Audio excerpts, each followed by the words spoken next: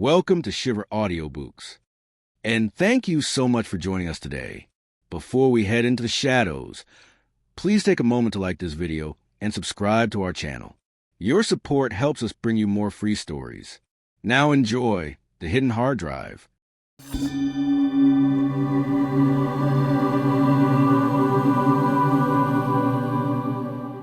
Chapter 1. The Bargain Bin Anomaly. Jack Sterling was 25, and his world was measured in gigabytes and thermal paste. By day he was a junior systems administrator for a mid-sized logistics firm, a job that mostly involved resetting forgotten passwords and explaining to executives that no, the internet wasn't down just because their laptop was in airplane mode. But by night Jack was a digital surgeon. In his cramped apartment lit mostly by the neon glow of dual monitors, he breathed life into dead technology. He was a regular at the Saturday morning flea markets on the edge of the city. He looked for the forgotten ones, the cracked screens, the sticky keyboards, the as-is bargains. He fixed them up, optimized the OS, and sold them for a modest profit to students and families who couldn't afford the predatory prices of the big box retailers. It was his side hustle, but more than that, it was his contribution to the world. $20 for the lot, a gravelly-voiced vendor said, gesturing to a stack of 3 dust-covered laptops. Jack poked at the top one, a bulky late-model workstation. It was an industrial-grade machine, the kind built like a tank. $30 for all 5 in that crate, Jack countered, spotting a couple of smaller ultrabooks underneath. The deal was done. Back at his workbench that evening, Jack cracked open the heavy workstation. It was a beast likely used by an engineering firm or a high-end architect. He felt the weight as he lifted it. It was surprisingly heavy for its size. He stripped the screws, his fingers moving with practiced ease, intending to swap the old HDD for a fast SSD. But when he pulled the bottom plate away, his screwdriver hit something unexpected. Tucked into the hollow space near the battery, a space that should have been empty, was a secondary drive. It wasn't a standard part of the motherboard.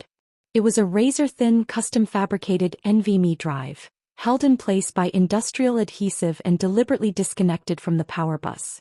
No software scan would have ever seen it. No user would have known it was there. It was physically isolated from the rest of the machine. "What are you doing here?" Jack whispered, his curiosity piqued. He carefully pried the drive loose. It had no markings, no serial numbers, just a stark, matte black finish. He reached for his forensic bridge, a hardware tool that allowed him to view a drive's contents without allowing it to communicate with his own system. He slid the drive into the slot. The light on the bridge flickered amber, then green. As the file directory populated on his screen, Jack's pulse began to quicken. The drive wasn't just encrypted, it was buried under layers of phantom partitions. But Jack was better than the average tech. He bypassed the initial hurdles and the files began to spill out. Names. Folders labeled with dates and amounts. High-definition video files. Scanned bank ledgers from offshore accounts Jack had only heard about in movies. He opened a random PDF. It was a contract, but not for business. It was an agreement of silence, signed by a sitting senator. Jack leaned back, his face pale in the monitor's light. He wasn't looking at a laptop repair anymore. He was looking at a map of a shadow world. A web of secret societies, blackmail, and cold-blooded transactions. Thousands of miles away, in a windowless room buried deep beneath a nondescript office building in Virginia, a single red dot appeared on a giant wall-mounted screen. An alert pinged, a low-frequency hum that signaled a catastrophic leak event. The drive had been air-gapped, but the moment Jack had connected it to his forensic bridge, a tiny embedded hardware trigger, a sleeper cell in the drive's firmware, had sent out a one-way burst signal. A man in a sharp suit looked at the coordinates on the screen. He didn't say a word. He simply tapped a key, sending Jack Sterling's home address to a retrieval team, already on the move. Jack didn't hear the tires of a black SUV screeching around the corner of his street. He was too busy reading a file titled, Terminal Solutions. It was a list of names. The top 3 had been marked with a date and a single, chilling word. Completed. Chapter 2. The Shadow at the Door. The silence of the apartment, once a comforting cocoon for Jack's late-night projects, suddenly felt fragile. He stared at the screen, his eyes darting across the Terminal Solutions list. The dates next to the names matched the headlines he remembered. Accidental drownings, mysterious car fires, heart attacks in healthy men. These weren't just files. They were receipts for a ghost. A sudden sharp click sounded from the hallway. It was faint, the kind of noise a building makes when it settles, but to Jack's heightened senses, it sounded like a gunshot. He froze. He looked at his forensic bridge. The green light was still blinking, a steady rhythmic pulse that felt like a beacon. He didn't wait to find out if it was just a neighbor. Jack acted on instinct, a byproduct of a lifetime spent playing tactical shooters and reading about digital privacy.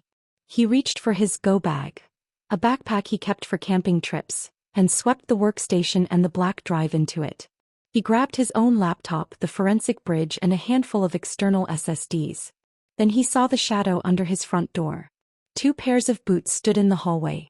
No voices. No knocking. Just the muffled metallic sound of a suppressed weapon being readied. Shit, Jack hissed under his breath. He didn't head for the door. Instead, he lunged for the window leading to the fire escape. He threw it open, the old metal frame groaning in protest. Just as he swung his legs over the sill, his front door didn't just open. It shattered. The wood splintered inward as if struck by a battering ram. Jack didn't look back. He scrambled down the rusted iron stairs, his backpack bouncing against his spine.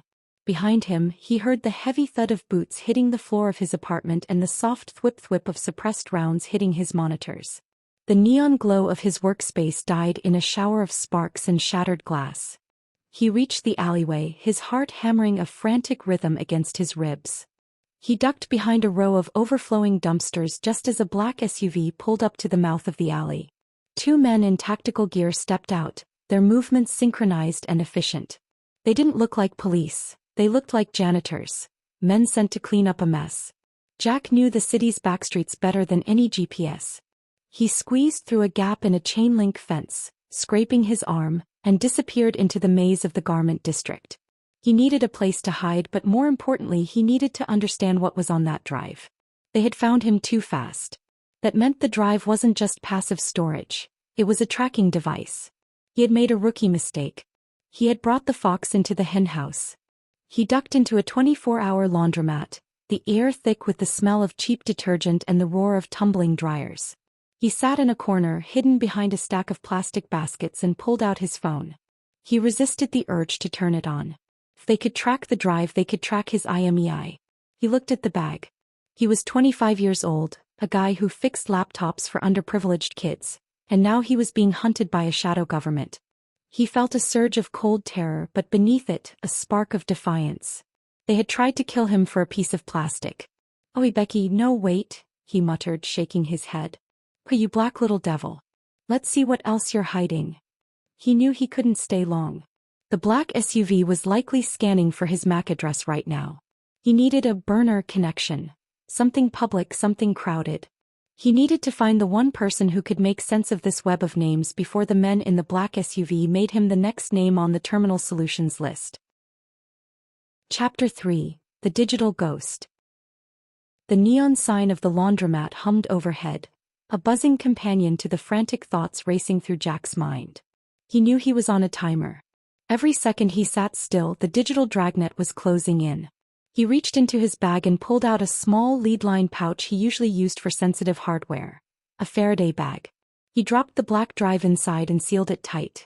If that thing was still broadcasting, he had just cut its tongue out. But he couldn't stay in the laundromat. He needed a place with high-speed anonymous bandwidth. He needed a nexus. Jack navigated the rain-slicked streets, staying in the shadows of the brick warehouses. He ended up at the Bitstream, an underground gaming cafe tucked into a basement 3 blocks away. It was a place for people who didn't want to be found: crypto miners, professional gamers, and the occasional gray hat hacker. The air was thick with the smell of burnt dust and energy drinks.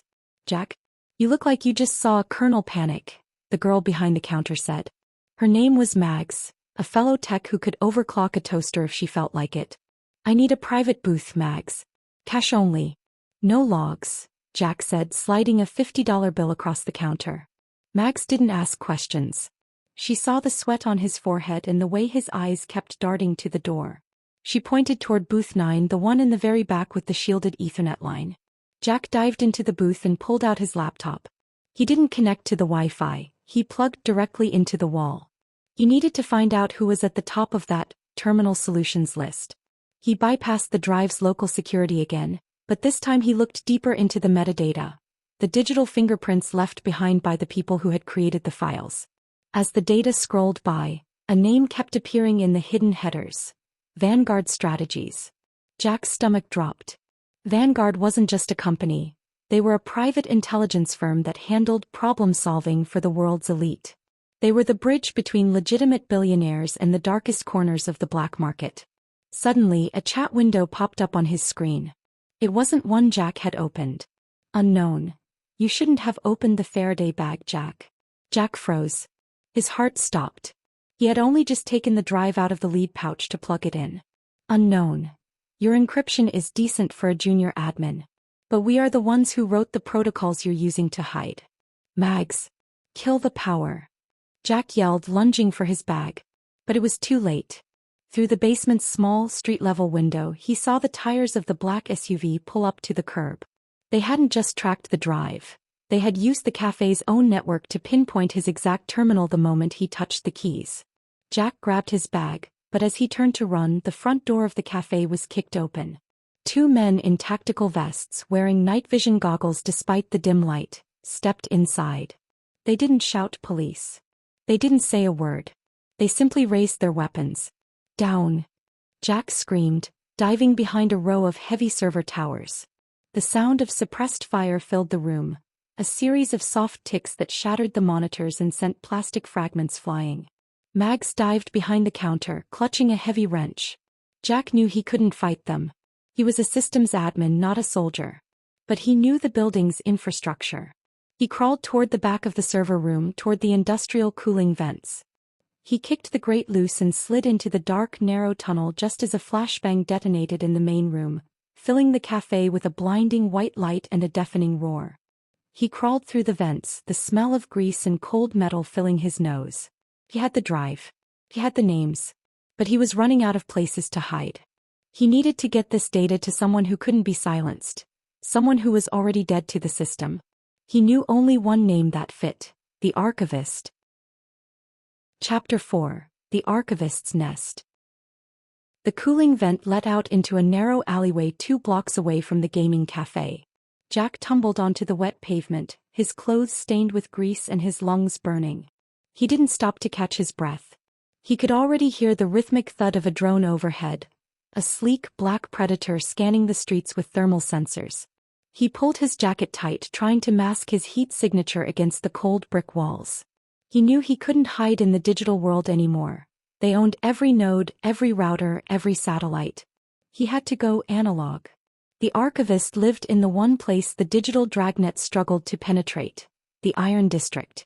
It was a graveyard of old factories, a place where the air was so thick with electromagnetic interference from ancient power transformers that GPS signals went to die. Jack reached a rusted steel door behind an abandoned printing press. He hammered out a specific code: 3 fast beats, a pause, then 1 heavy strike. A small slit in the door slid open. A pair of eyes, magnified by thick yellowed spectacles, peered out. "The bit rate is dropping," Jack whispered, the old passphrase Mags had told him months ago. The door groaned open. Inside, the world was made of paper and vacuum tubes. Shelves reached the ceiling, groaning under the weight of physical ledgers, microfilm and ancient reel-to-reel tapes.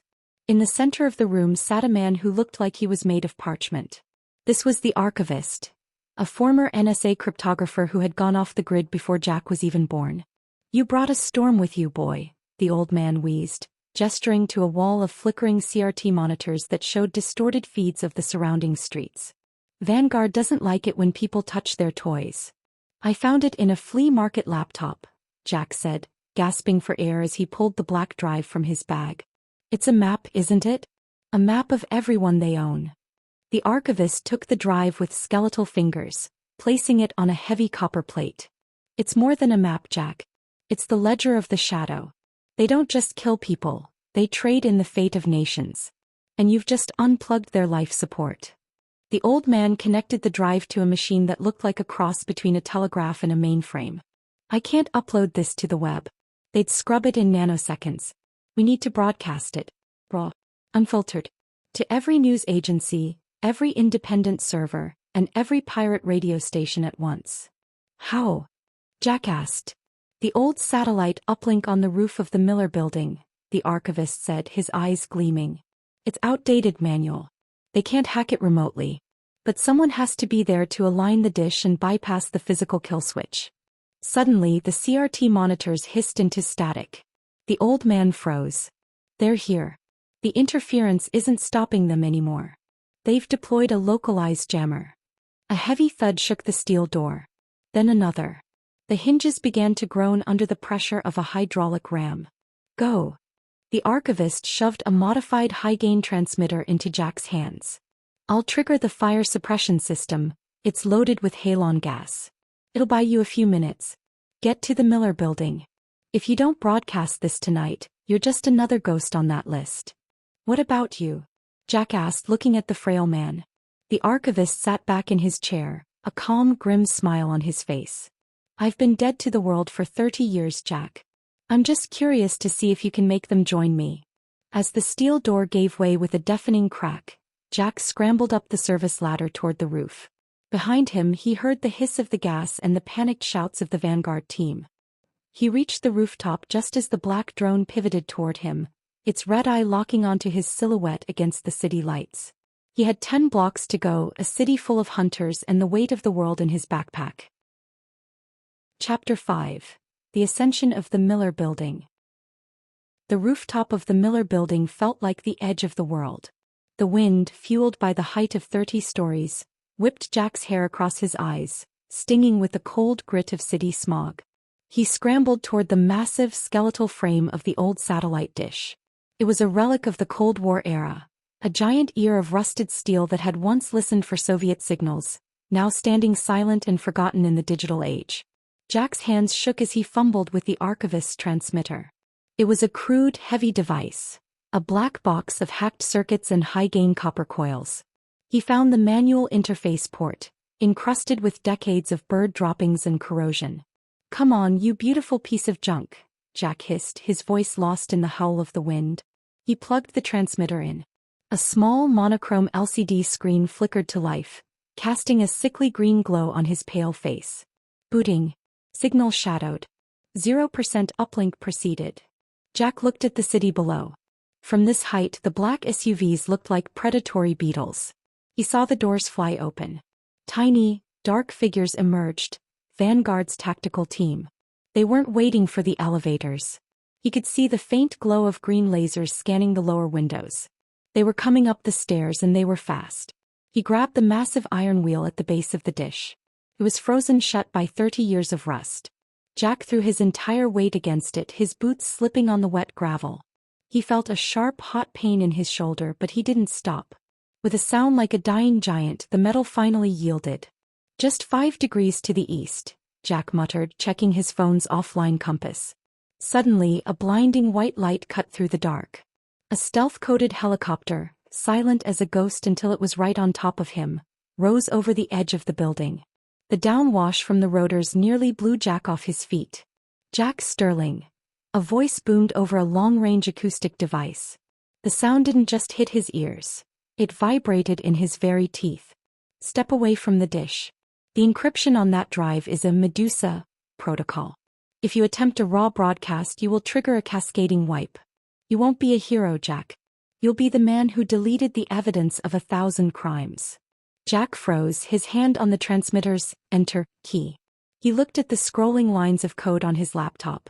He saw it now, a rolling kill code buried in the subsectors of the drive. The man in the suit wasn't lying. It was a digital dead man's switch. They didn't just hide the data, Jack realized, his heart hammering. They rigged it to explode if the light hit it. Through the glare of the helicopter's searchlight, he saw a rappelling line drop. 2 shadows began to descend toward the roof. Jack had seconds. He couldn't broadcast the data, but he could broadcast a breadcrumb. He reconfigured the transmitter on the fly, his fingers flying across the keys with the muscle memory of 1,000 late-night coding sessions. He didn't send the files. He sent a partial handshake, a digital signature that proved the drive existed and was active. He aimed the signal not at the satellites, but at the city's central TV tower, the only node powerful enough to punch through Vanguard's local jammers. Handshake sent. 12% data fragment emitted. Thwip. A high-velocity tranquilizer dart slammed into the dish's metal skin, inches from Jack's neck. He didn't wait for a second shot. He grabbed his bag, ripped the transmitter free and ran. The rooftop door burst open. Vanguard's ground team had arrived. Jack was trapped between the helicopter above and the tactical team in front. He looked at the maintenance cable used by window washers. A thick steel line anchored to a motorized winch. "Sorry, Mom," Jack whispered. He looped his belt around the cable, grabbed his bag tight and kicked off the ledge. The world turned into a vertical blur of dark glass and whistling wind. The friction of the belt against the cable smelled of burning leather. He plummeted 20 floors in seconds, the searchlight from the helicopter chasing him down the side of the building like the eye of God. Just as the winch reached its end, Jack swung his body with everything he had. He shattered a window on the 24th floor with his boots, tumbling into a dark carpeted office. He rolled, gasping for air as the cable snapped back upward, empty. He was inside the building now, but the hunters were right behind him. His phone vibrated. A text from a blocked number. "We have the 12%. The watchers are awake. Get to the subway. The third rail is cold." Jack looked at the drive in his hand. The 12% fragment had acted like a flare in the dark. Someone else was listening. Someone who knew the Medusa protocol. Chapter 6. The Underground Archive.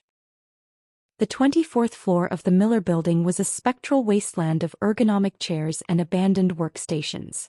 Outside the floor-to-ceiling windows, the stealth-coated helicopter hung in the air like a predatory hornet, its searchlight cutting through the office interior with the surgical precision of a scalpel. Jack knew his time had evaporated. Vanguard's tactical teams would already be seizing the elevator banks and sweeping the stairwells, floor by agonizing floor. He remembered the text. "The third rail is cold." Jack forced himself through a narrow maintenance hatch near the service core, sliding down greasy copper pipes and past hissing steam valves until he reached the building's deepest sub-basements. Here, behind a heavy rusted steel door that hadn't been unlatched in decades, he found the entrance to the Blue Line, a legendary, unfinished subway network from the 1950s that had been scrubbed from every official city map. The air here was stagnant, thick with the scent of wet stone and ancient, ozone-heavy electricity. Jack clicked on his flashlight. The beam danced across walls covered in a velvet-thick layer of black soot and grime. "Is anyone there?" Jack whispered. His voice echoed hollowly, swallowed by the infinite dark of the tunnel. Suddenly, a loudspeaker mounted on a corroded junction box crackled to life. The audio was distorted by heavy static. "Keep walking, Mr. Sterling. Follow the blue luminescent markers on the floor. And stay off the tracks. We haven't managed to cut the power to every sector yet." Jack walked for what felt like miles. He passed ghost stations where advertisement posters from 1974 still clung to the walls, their vibrant colors faded into sickly shades of gray. Finally, he reached a massive steel bunker door embedded directly into the subterranean bedrock. It slid open with the silent, rhythmic hiss of hydraulic pistons. The transformation inside was jarring. He stepped into a command center that looked like it had been pulled from a high-stakes intelligence thriller. Server racks hummed with a powerful low-frequency thrum, and the walls were lined with monitors displaying live data feeds from across the globe.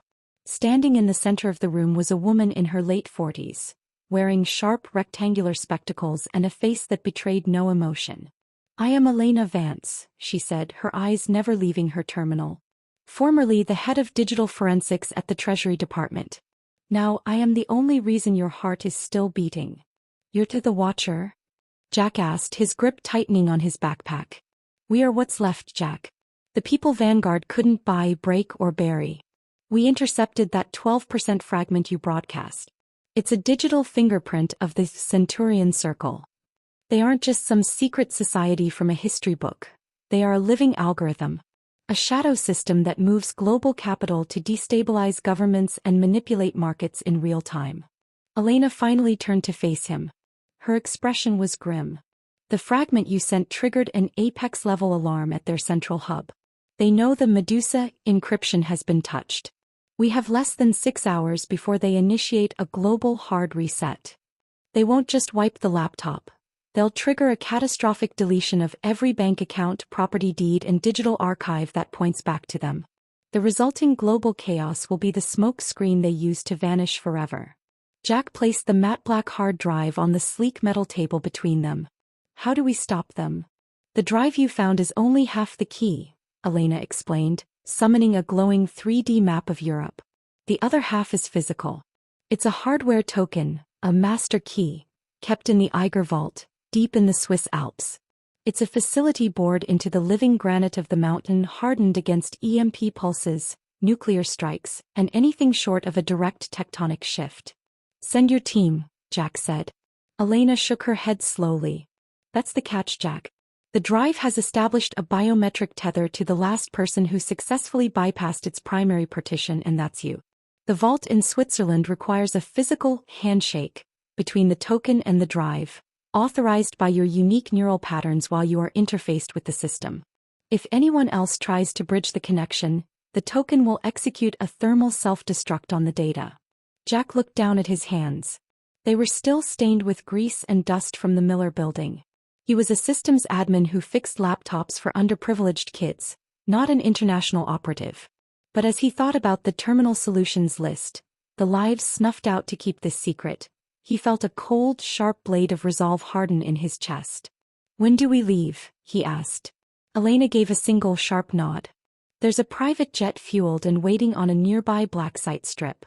You have a new passport, a new identity, and a very short flight to learn how not to get killed in an alpine bunker. Welcome to the major leagues, Jack. Try not to crash. Chapter 7. The Eiger Stratagem. The transition from the grime-caked tunnels of the Blue Line to the pressurized cabin of a Gulfstream G650 was a disorienting blur of luxury and lethargy. Jack sat in a leather seat, his eyes fixed on the digital flight map as they crossed the Atlantic at Mach 0.9. Across from him, Elena was focused on a tablet, her face illuminated by the scrolling schematics of the most secure location on Earth. The Eiger Vault, Elena began, her voice cutting through the hum of the engines. It started as a Swiss military bunker during the Cold War. In the 90s, it was privatized by a consortium of offshore banks. It's not just protected by steel, Jack. It's protected by sovereignty. The Swiss government treats it as an extraterritorial zone. Not even Interpol can get a warrant to enter. And Vanguard? Jack asked, rubbing his tired eyes. They don't need a warrant. They own the security firm that guards the perimeter. That's why we're going in through the back door. She swiped the screen to show a vertical shaft. There's a geothermal ventilation system that draws heat from the server racks and pumps it out through a disguised vent on the north face of the Eiger mountain. It's a 400-foot vertical climb in sub-zero temperatures. At the bottom you'll find the maintenance access. That's where the real work begins. The landing in Zurich was hushed. They were met by a local team, silent, efficient men in heavy tactical gear who whisked Jack into a modified snowcat.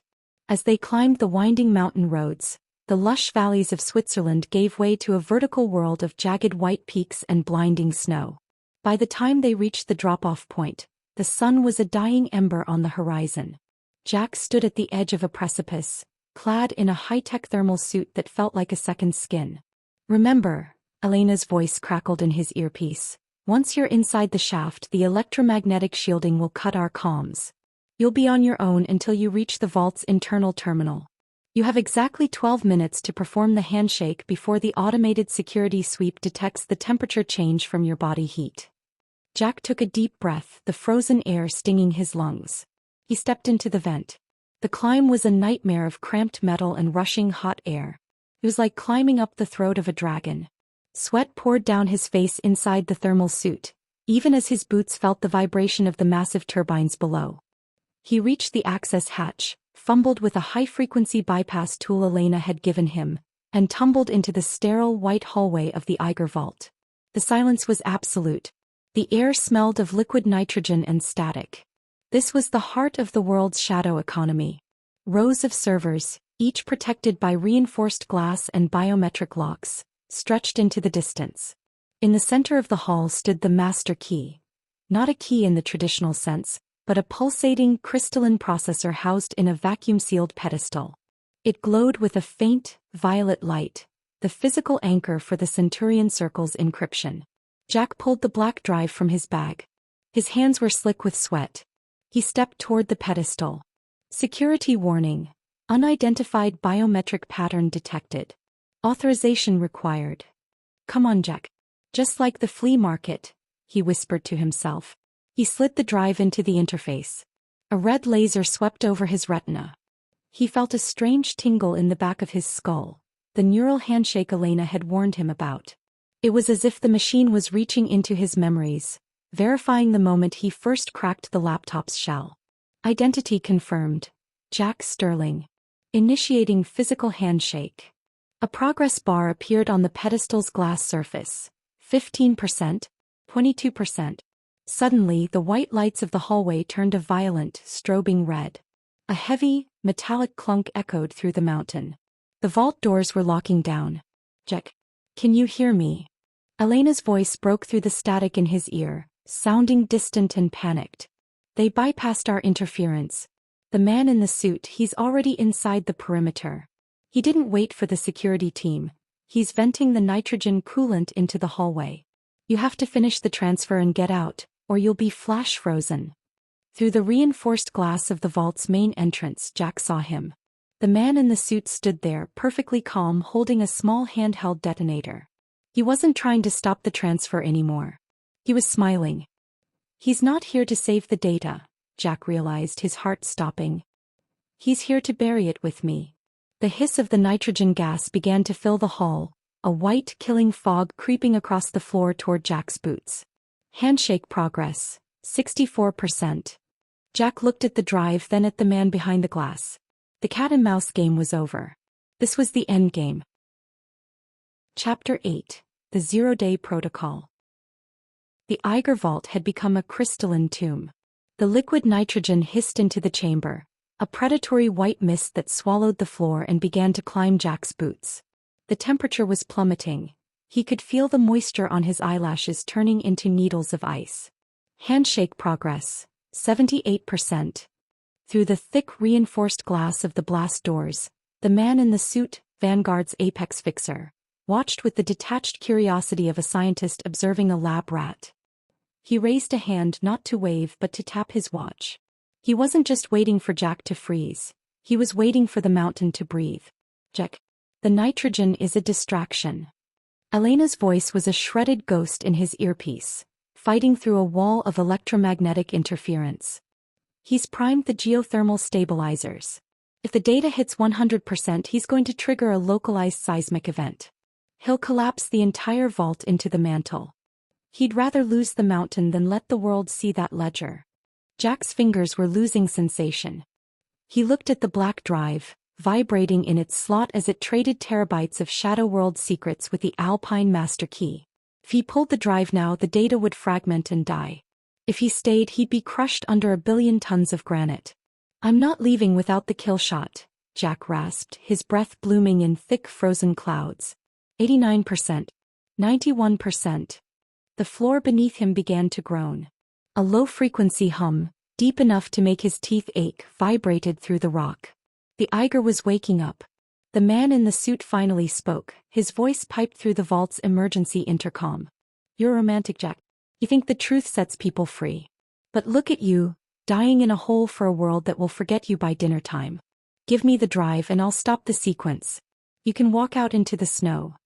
I've spent my life fixing things people threw away, Jack said, his voice cracking as he leaned against the glowing pedestal for warmth. But you're beyond repair. 98%. 99%. Transfer complete. Global distribution initiated. At that exact microsecond, the vault's emergency array didn't just send the data. It screamed it. Jack had slaved the master key to the Archivist's burst pulse protocol.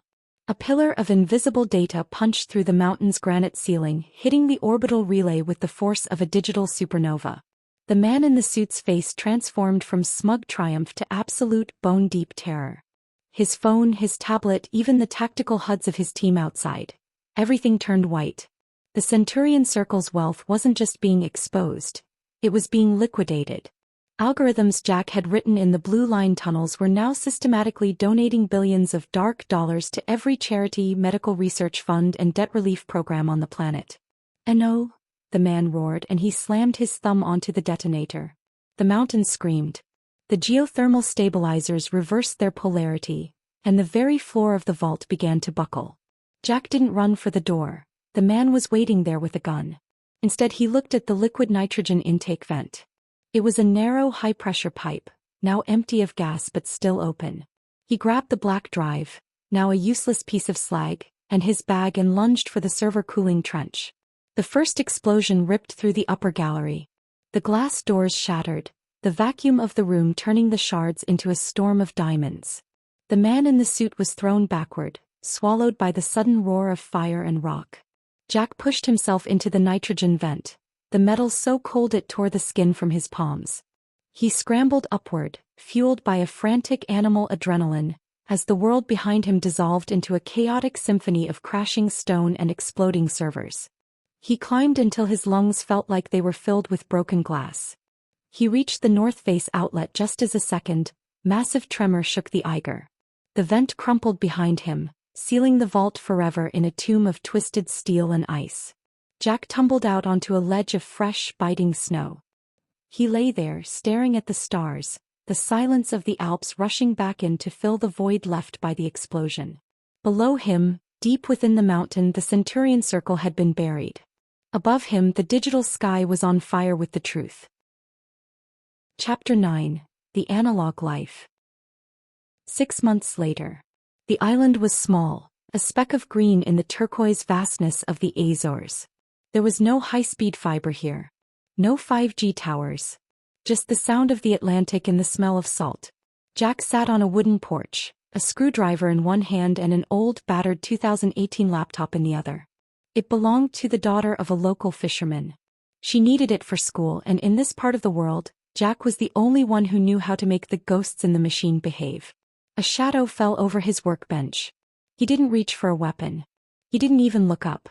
"The sun is good for you, Jack. You were looking a little monitor gray in D.C., Elena Vance said, leaning against the railing.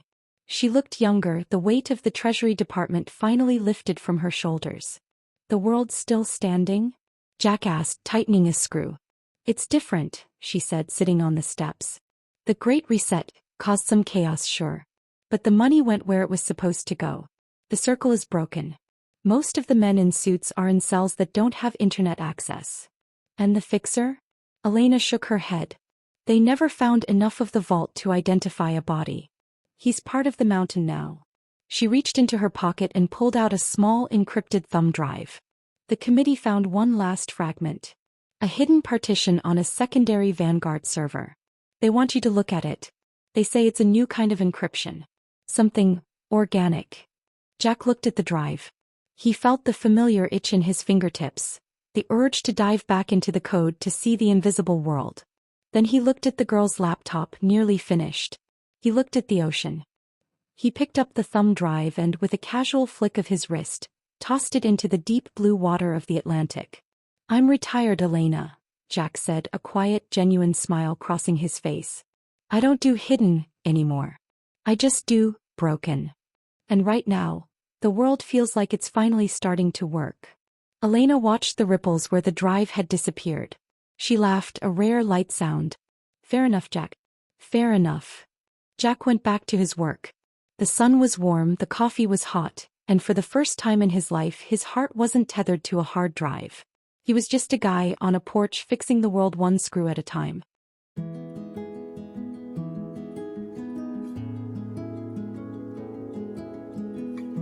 Thank you for listening to the epic conclusion of the Hidden Hard Drive.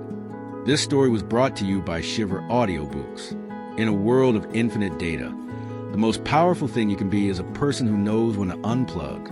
If you enjoyed Jack's journey from a flea market to the peaks of the Alps, please show your support.